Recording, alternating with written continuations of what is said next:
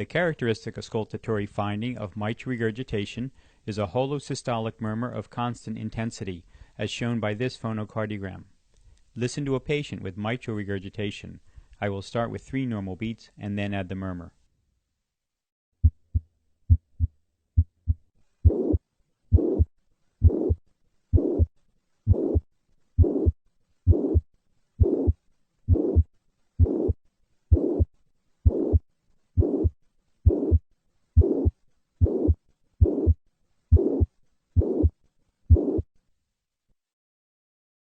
The constant intensity of the mitral regurgitation murmur is a result of the persistent pressure gradient between the left ventricle and the left atrium throughout systole. This figure shows the direction of this regurgitant flow.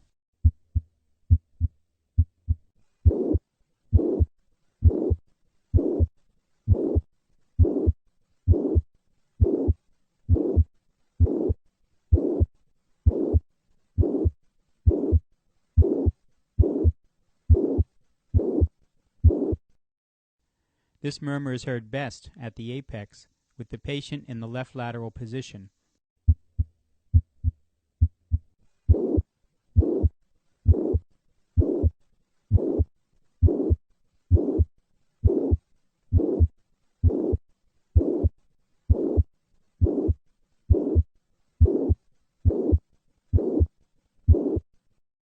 When the regurgitant jet is directed posteriorly, this murmur radiates towards the left axilla.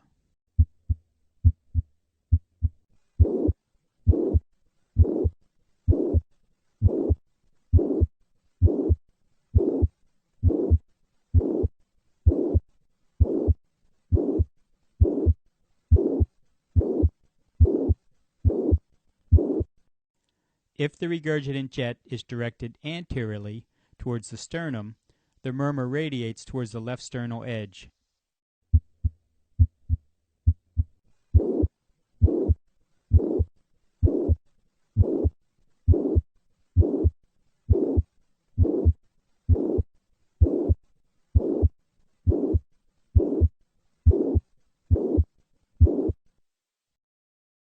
Mitral regurgitation will increase in response to hand grip maneuver. Listen to the change in this murmur with a hand grip maneuver. Rest.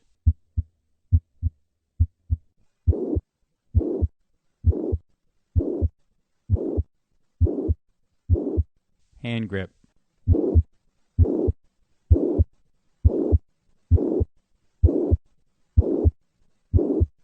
This murmur extends all the way to the second heart sound, reflecting the significant gradient that exists between the left ventricle and the left atrium throughout systole.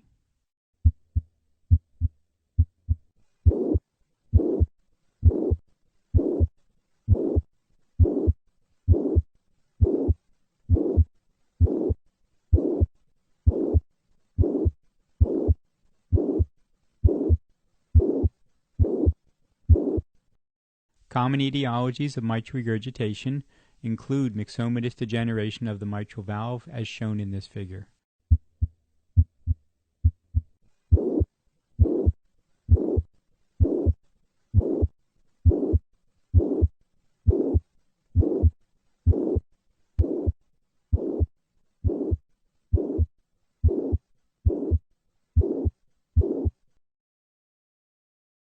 This figure shows an example of mitral regurgitation as seen by color Doppler echocardiogram.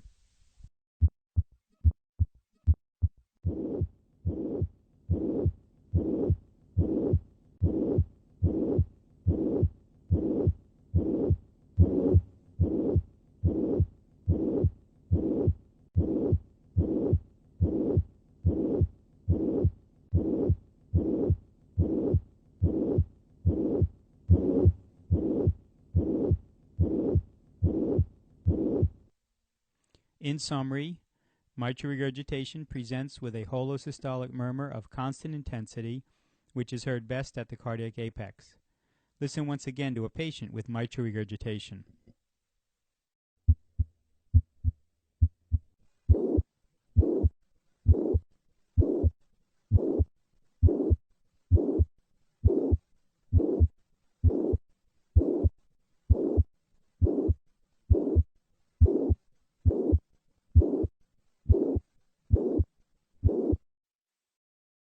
The murmur of mitral stenosis is a low-pitched, rumbling, diastolic murmur as shown here in the phonocardiogram.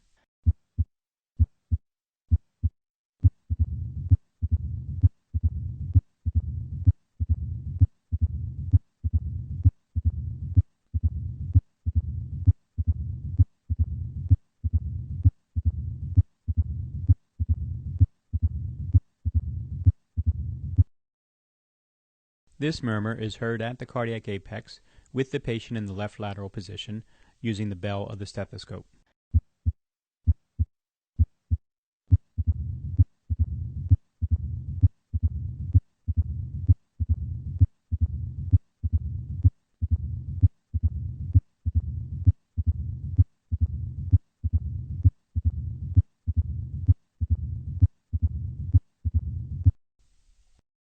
The presence of an opening snap should alert the clinician to look for mitral stenosis. I will start with 3 normal beats, and then add the opening snap, and then the murmur.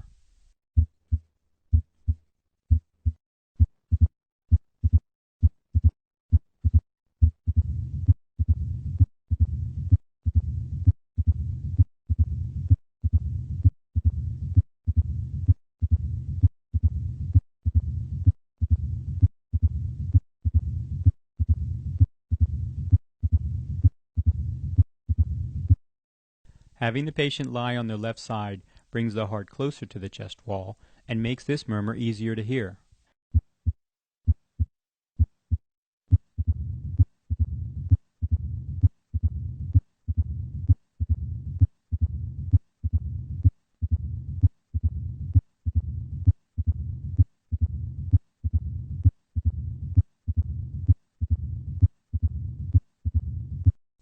With exercise, the gradient across the stenotic mitral valve becomes larger.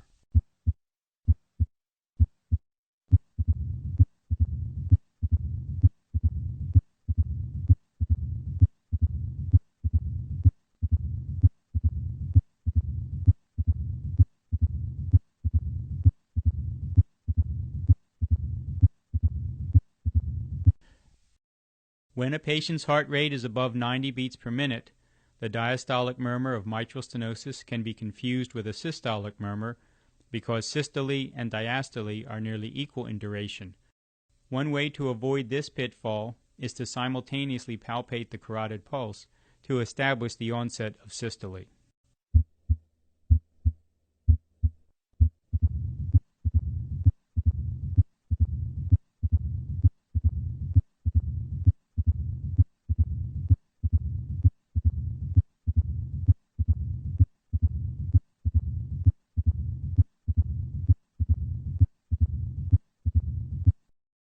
Echocardiography can demonstrate the degree of stenosis as well as the size of the left atrium.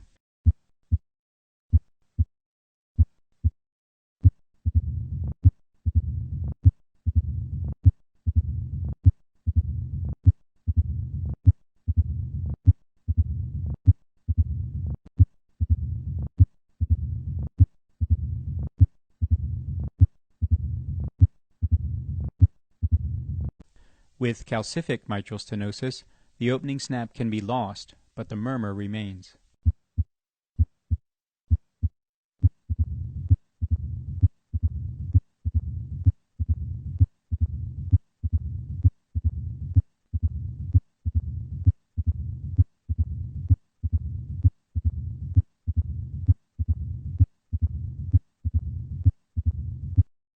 In patients with appropriate anatomy, mitral stenosis can be treated by a balloon valvuloplasty procedure as shown here.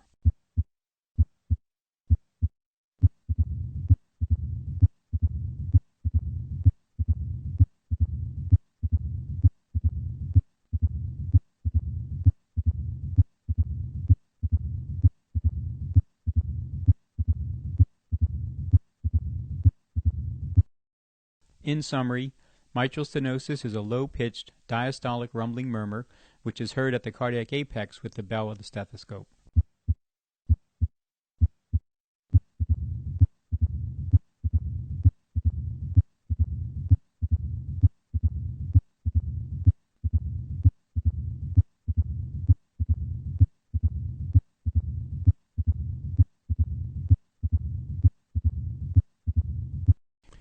The murmur of aortic regurgitation is a high-pitched diastolic murmur that begins immediately after the second heart sound, as shown in the phonocardiogram.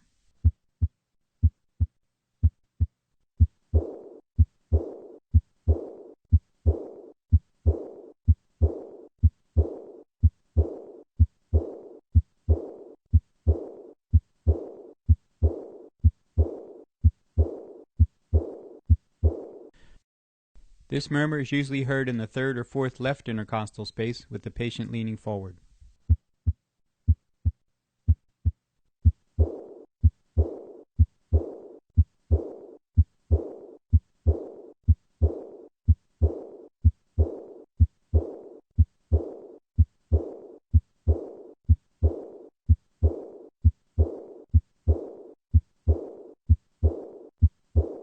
The length of this murmur is directly related to the regurgitant volume in most patients.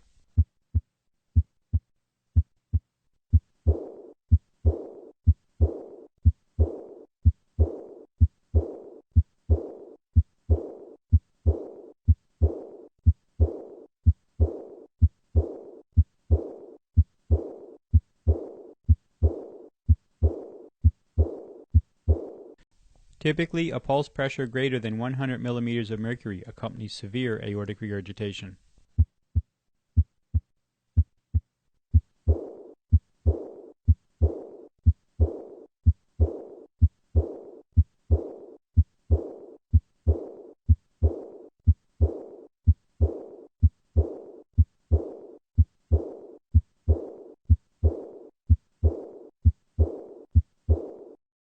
The murmur of aortic regurgitation is heard best with the diaphragm pressed firmly against the chest wall.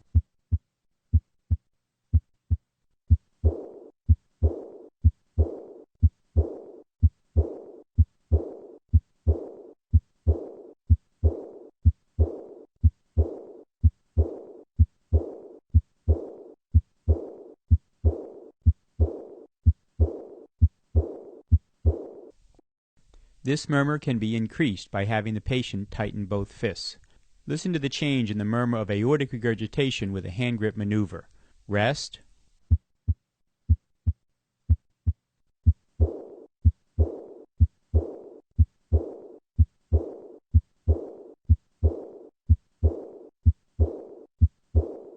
Hand grip.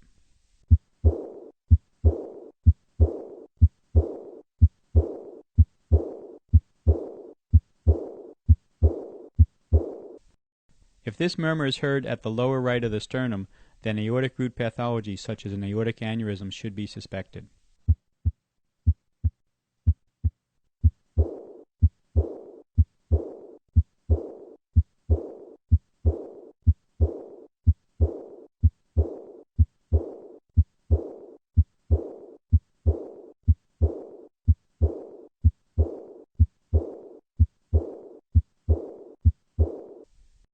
Echo Doppler studies can show the severity of aortic regurgitation. Notice how this color jet coincides with the onset of the murmur.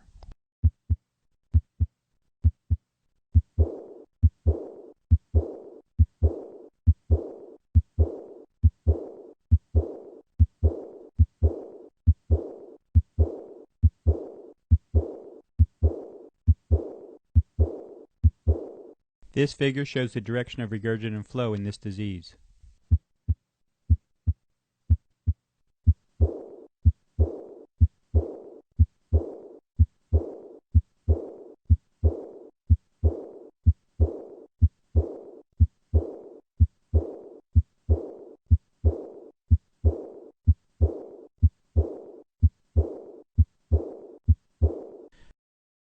In summary, the murmur of aortic regurgitation is a diastolic, decrescendo murmur which is high-pitched in character and heard best in the third or fourth left intercostal space.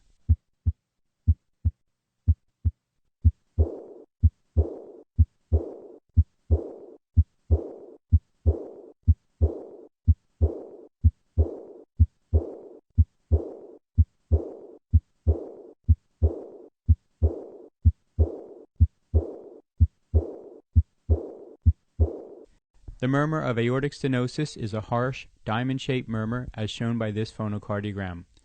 Listen to a patient with aortic stenosis. I will begin with 3 normal beats and then add the murmur.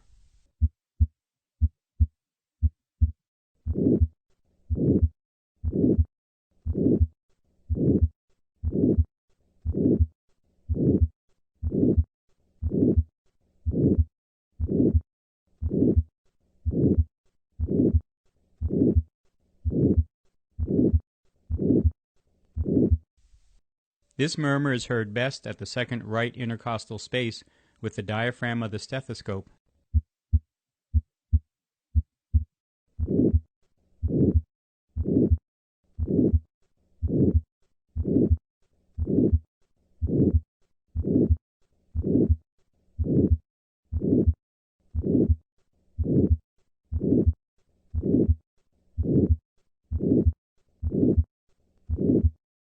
The severity of the stenosis is related to the delay in the peaking of this murmur.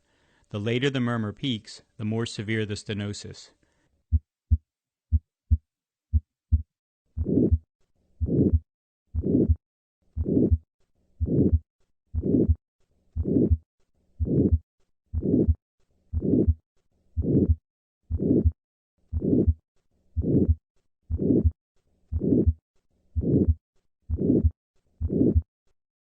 Aortic stenosis is often associated with a delayed and diminished carotid pulse.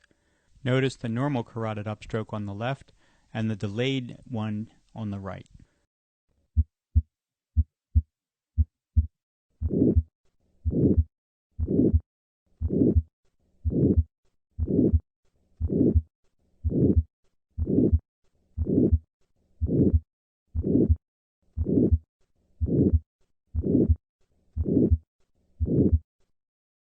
In many adult patients, aortic stenosis occurs in the setting of a congenital bicuspid aortic valve.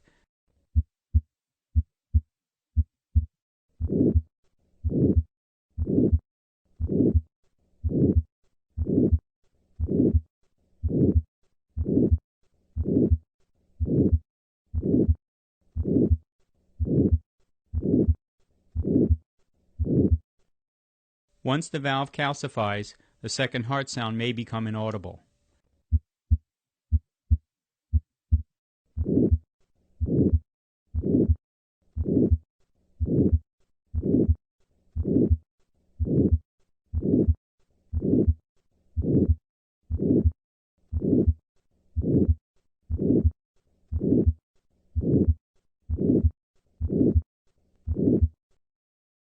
In some patients, the murmur of aortic stenosis may be heard at the cardiac apex with a higher pitch. This phenomenon was first described by Gala-Vardan.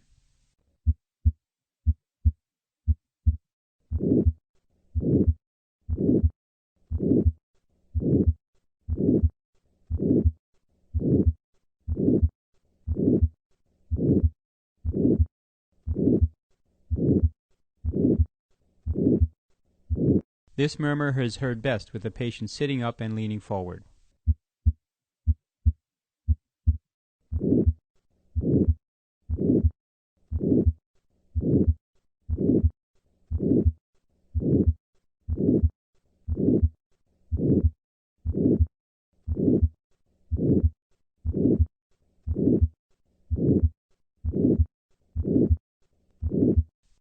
Echo Doppler studies can directly measure the gradient across the aortic valve, allowing a calculation of aortic valve area.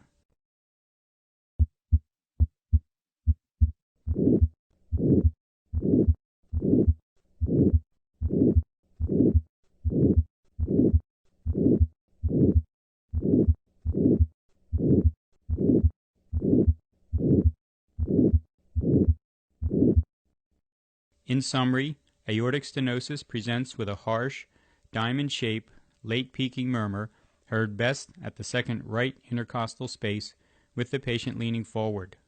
Listen once again to a patient with aortic stenosis.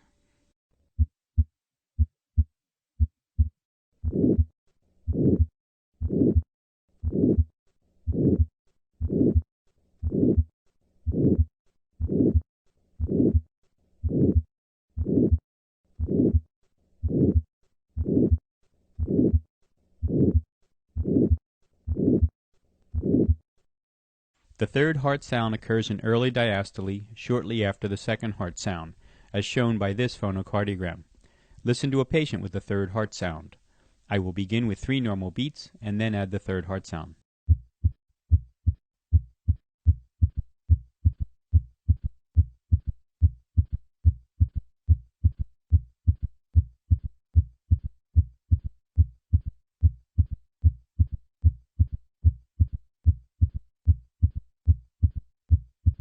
The third heart sound is heard best at the cardiac apex with the patient in the left lateral position.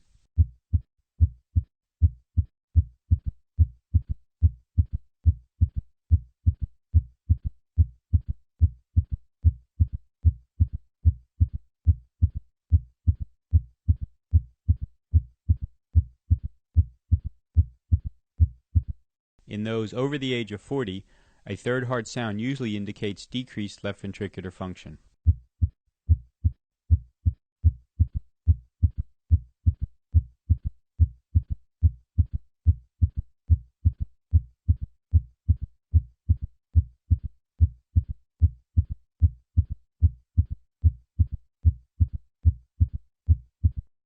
A third heart sound is usually heard with the bell of the stethoscope at the apex.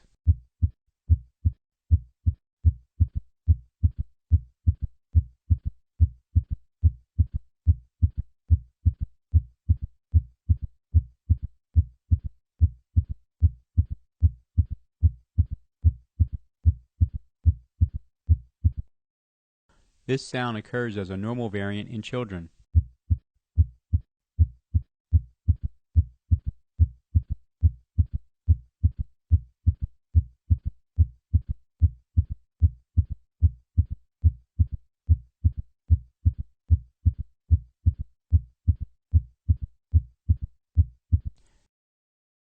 A third heart sound may also occur as a normal finding in young adults.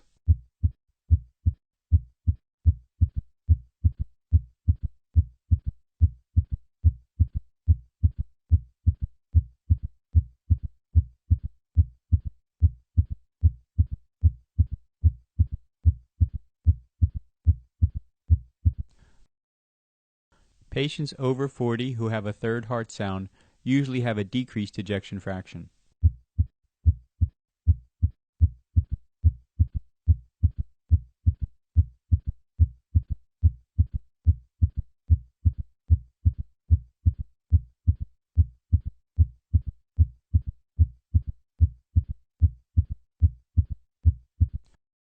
A third heart sound can be difficult to detect because it occurs in the shadow of a louder second heart sound.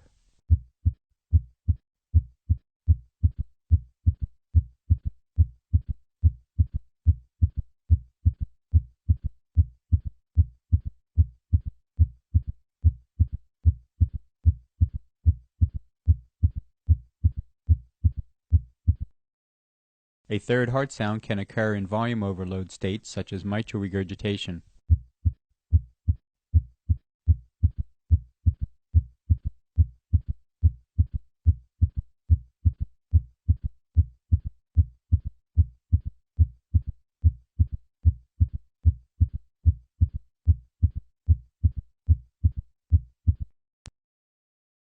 A third heart sound may be palpable at the cardiac apex.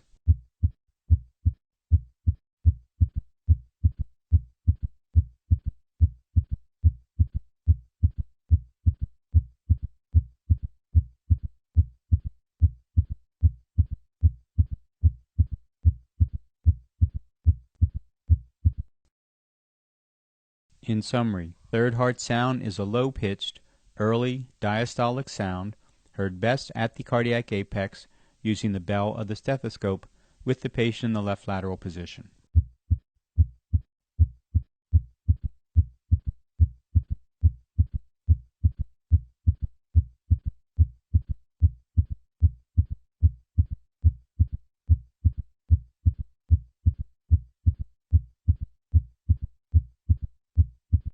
The fourth heart sound occurs in late diastole, shortly before the first heart sound, as shown by the phonocardiogram. Listen to a patient with a fourth heart sound. I will begin with 3 normal beats and then add the fourth heart sound.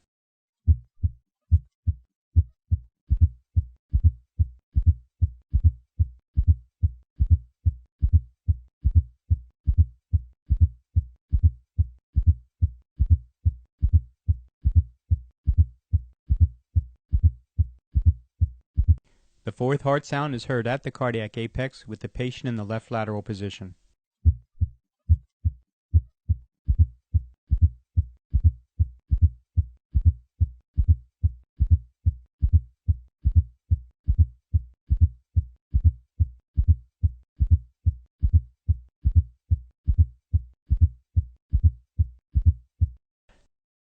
A fourth heart sound indicates that a ventricle is stiff and non-compliant.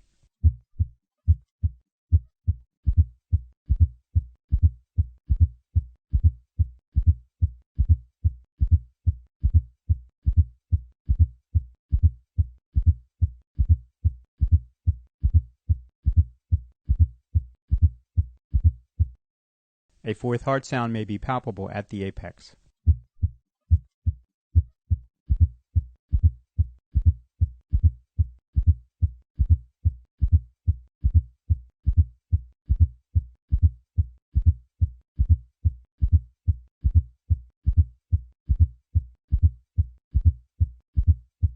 A fourth heart sound feels like a double impulse at the cardiac apex.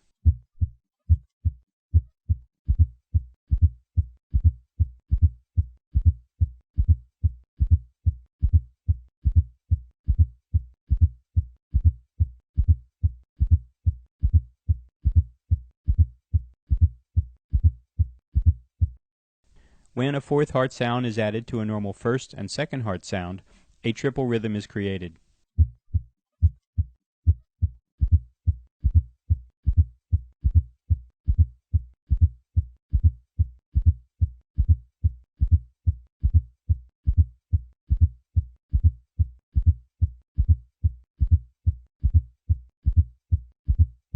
Although a fourth heart sound is due to a forceful atrial contraction, it actually originates in the ventricular wall.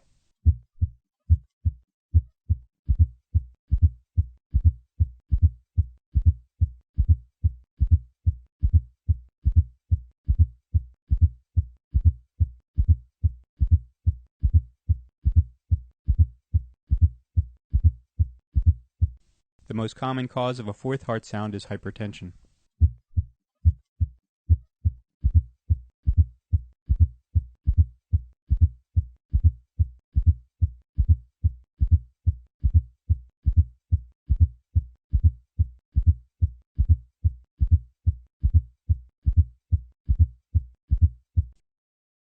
Poorly controlled hypertension leads to left ventricular hypertrophy in many patients.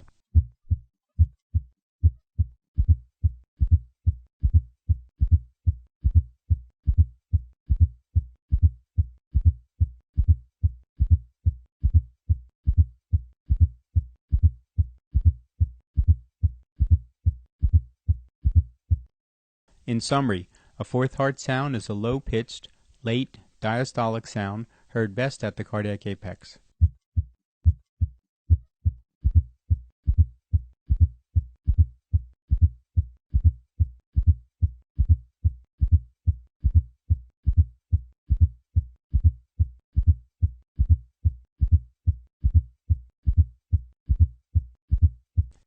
Summation gallop.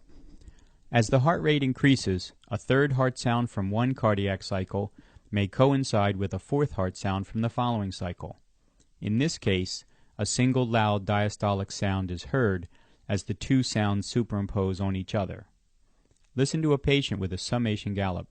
I will start with 3 normal beats and then add the summation gallop.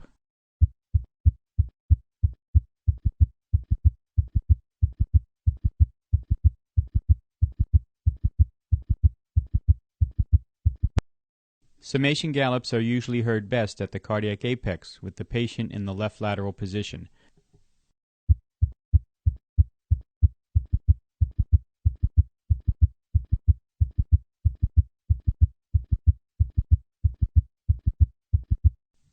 The most common medical conditions where summation gallops occur are end-stage dilated cardiomyopathy, end-stage ischemic cardiomyopathy, or left ventricular aneurysm.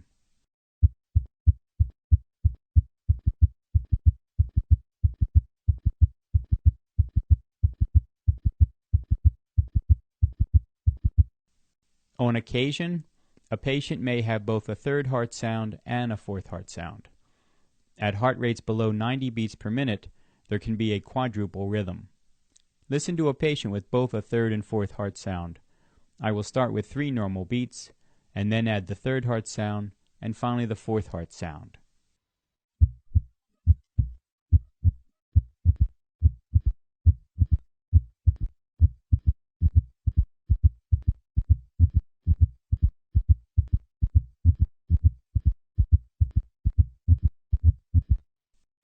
At cardiac catheterization, the third heart sound occurs during early peak ventricular filling, and the fourth heart sound coincides with atrial contraction.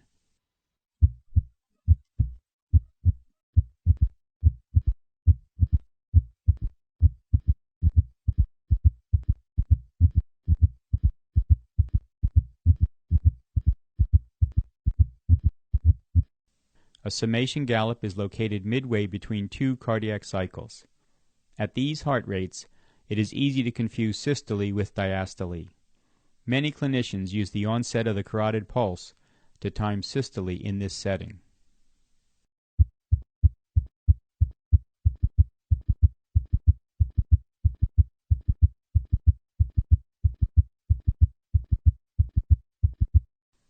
Some patients with a summation gallop may have only a third heart sound or only a fourth heart sound when the heart rate falls below 90 beats per minute. Listen as the heart rate of a patient with a summation gallop decreases to reveal an underlying third heart sound.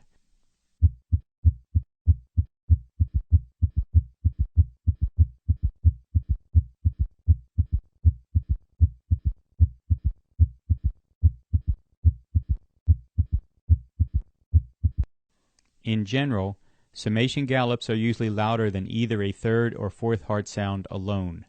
Listen once again to a patient with a summation gallop.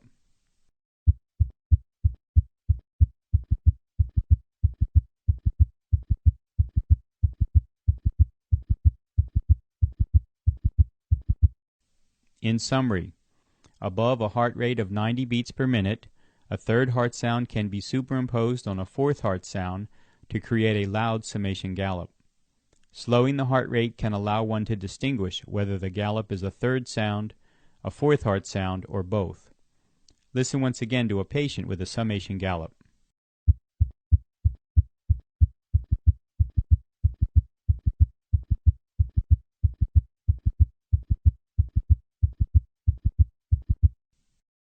Innocent systolic murmurs are due to turbulence across the normal aortic or pulmonic valve.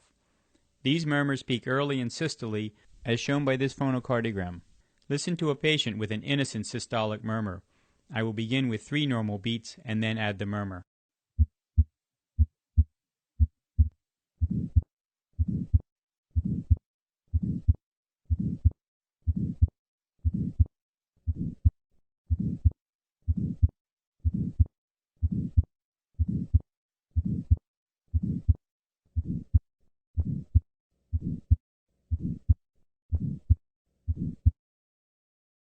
These murmurs are usually heard best in the second right intercostal space when they are due to turbulence across the aortic valve.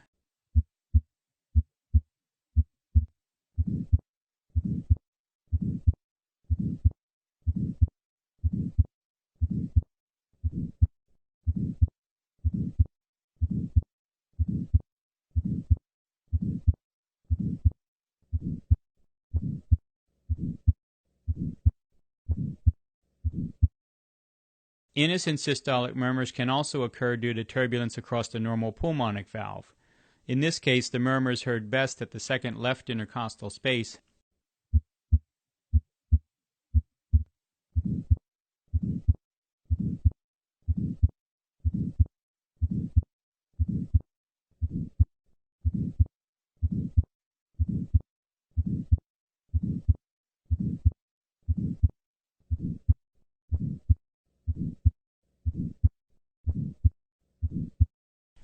This transesophageal echocardiogram shows the area at the tips of the aortic leaflets where innocent systolic murmurs are thought to originate.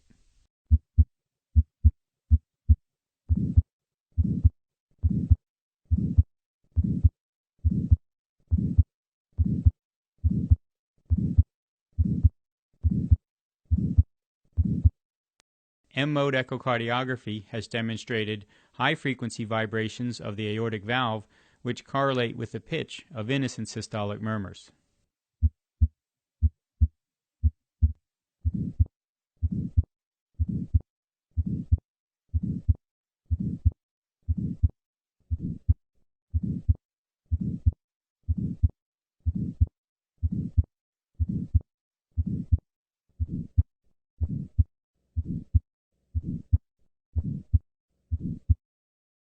With practice, most physicians can reliably recognize an innocent murmur by the early peaking of this murmur and the lack of any pathologic findings.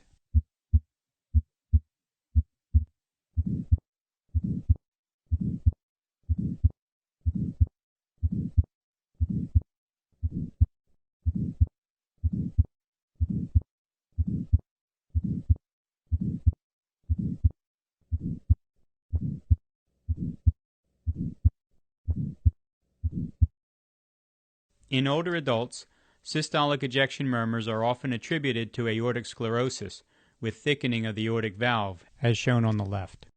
The thickened aortic valve in this setting identifies patients at increased risk of future cardiovascular events. Innocent murmurs, on the other hand, have no associated cardiovascular abnormalities, as shown by the normal aortic valve on the right.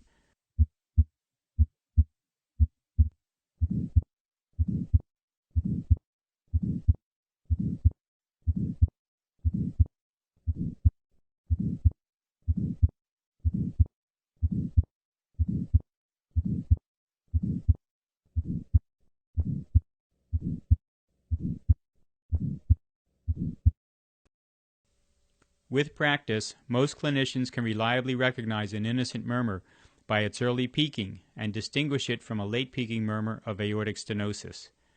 Listen to the difference between these two murmurs. I will start with an innocent murmur, as shown by the phonocardiogram on the top, and then play an aortic stenosis murmur, as shown by the phonocardiogram on the bottom.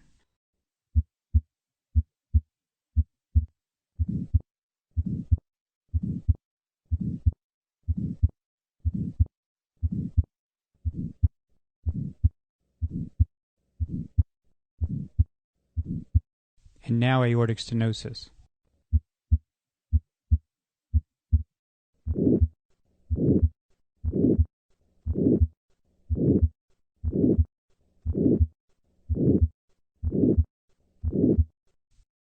In summary, innocent systolic murmurs are due to turbulence across the normal aortic or pulmonic valve. These murmurs occur in more than 50% of normal individuals and are the most common murmur heard in a general medical population. Listen once again to a patient with an innocent systolic murmur.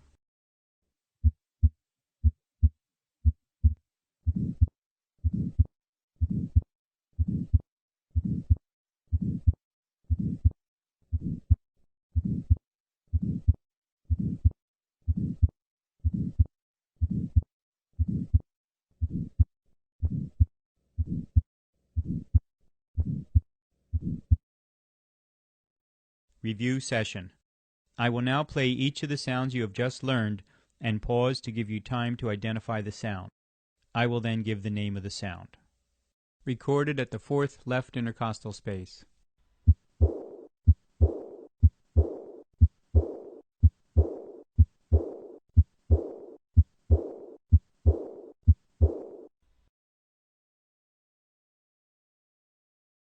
Aortic regurgitation. Recorded at the second right intercostal space.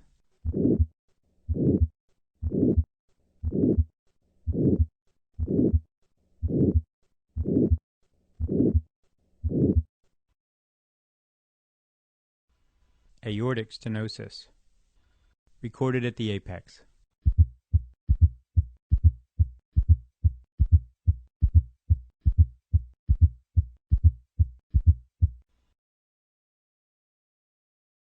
Fourth heart sound. Recorded at the apex.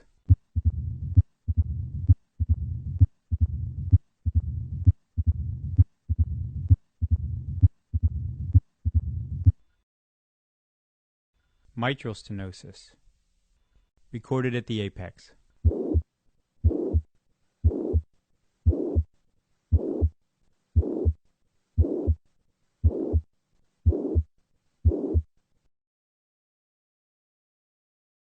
Mitral regurgitation. Recorded at the apex.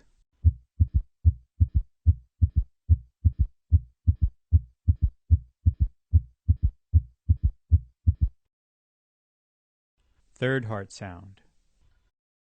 Recorded at the second right intercostal space.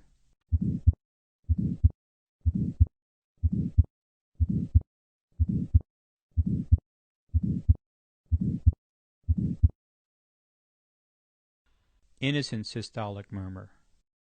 Recorded at the apex.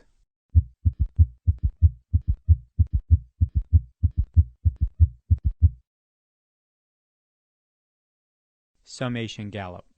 If you did not recognize each of these sounds, you may want to listen to that audio chapter again. Thank you for taking the time to listen to this program.